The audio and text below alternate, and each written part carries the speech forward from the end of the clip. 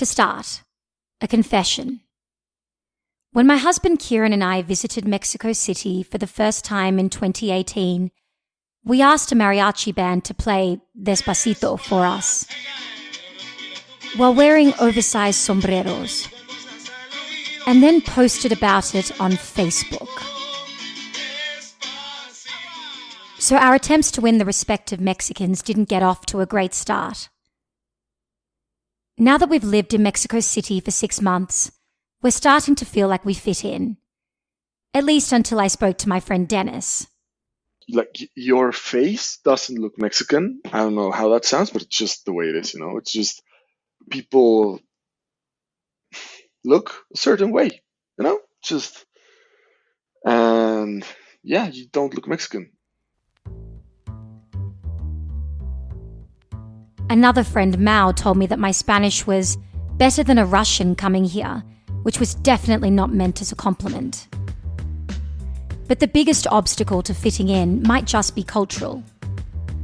As Dennis, now done with mocking my face, told me, we have a really, really, really, really strong culture. That's what I think. So when you mention you're from Mexico in any other context, like people even, like we have spice, like chili associated to us, People know Mexican food is spicy.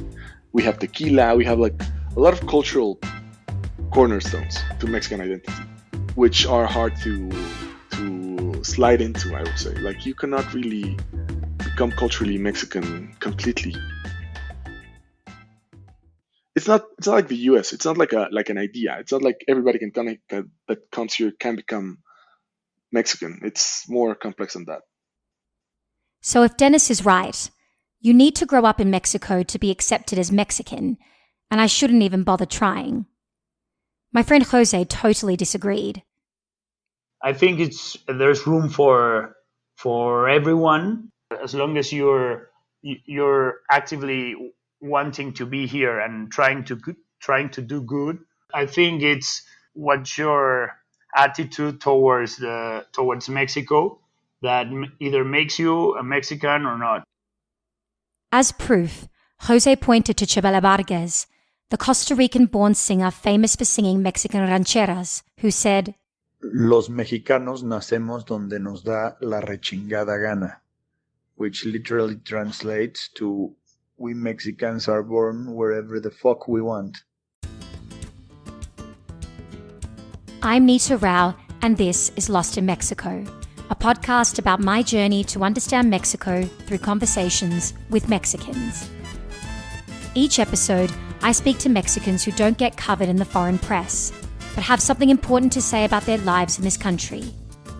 This week, I'll be speaking to people with a unique perspective on what it means to fit into Mexico.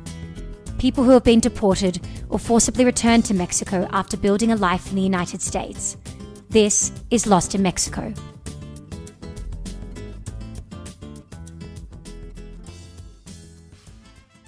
I grew up in Australia, which has some of the toughest immigration policies in the world.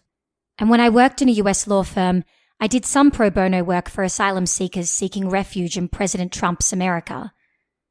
But before moving to Mexico, I'd never met anyone who had been deported, and frankly, had never really thought about what happened next. Deportation always felt like the end of the story, this void that people were sent into. But what does it mean to be ripped away from the place that you've made your home and sent back to somewhere that now feels foreign?